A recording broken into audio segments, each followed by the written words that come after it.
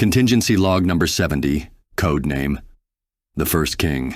If I were to ask you what makes someone a king, I wonder what kind of answers I'd receive. Perhaps you'd say it comes down to chance, being lucky enough to be born next in line to receive the right to sit upon the throne. That things like worthiness has no bearing on it, and that one can be king without necessarily earning it. Or perhaps you believe it the opposite, that a king should be someone who best embodies what it means to be a leader.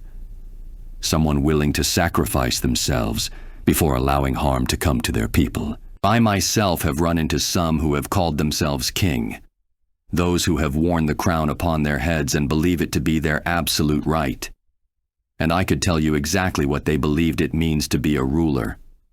That their power is absolute, that their word is law, and that none can question them no matter how wrong they actually are. Most of the time, these kings are simply men who have found themselves with an ounce of power and refuse to relinquish it.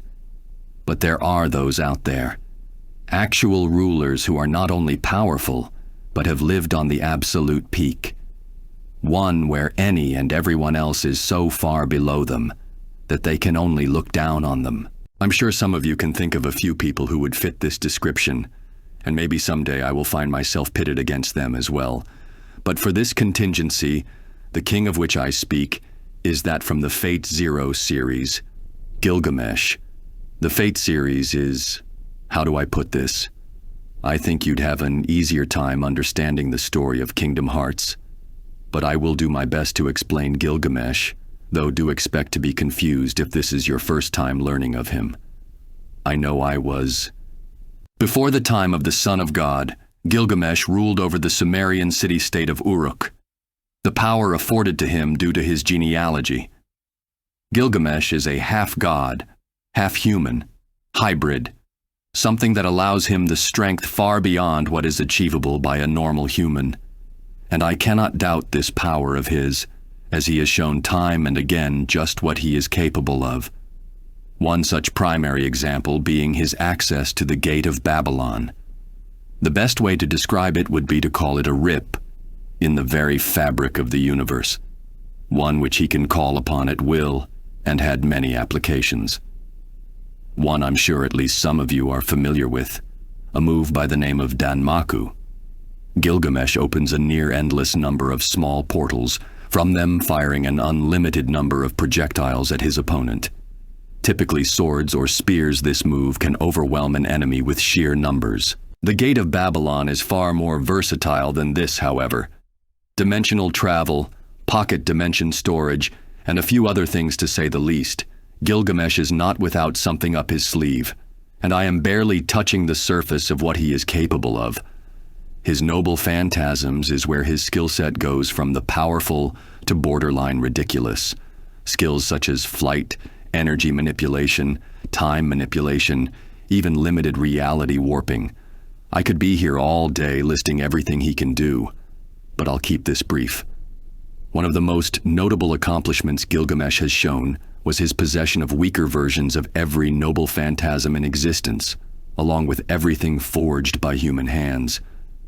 This feat was stated to be impossible by Saber, but Gilgamesh had managed it.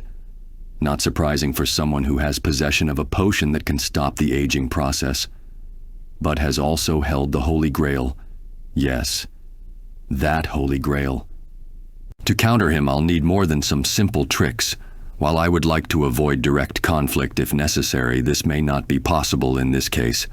Depending on the timeline, there is a chance of Gilgamesh being far less aggressive than he was in the past. But I cannot take that to chance, as he is someone with many goals in mind and would do anything to accomplish them. That said, I also do not wish for this to become a drawn-out battle. But I believe that I have a means to effectively counter him.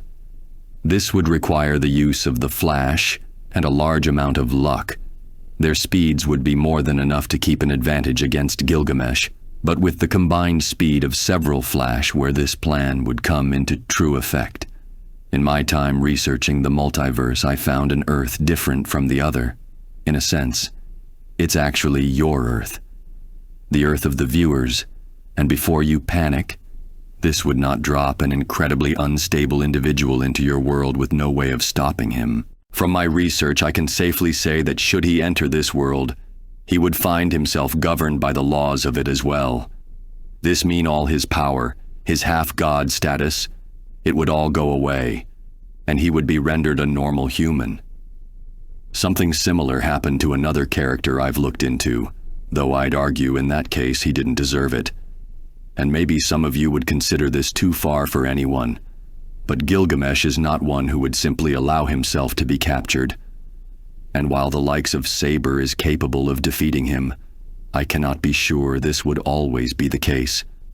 As such, I cannot use half measures and risk that he could get away and retaliate in a future date. That said, this is a strategy that I need to be careful in implementing, not just the risk of losing a Flash to this world if we're not careful.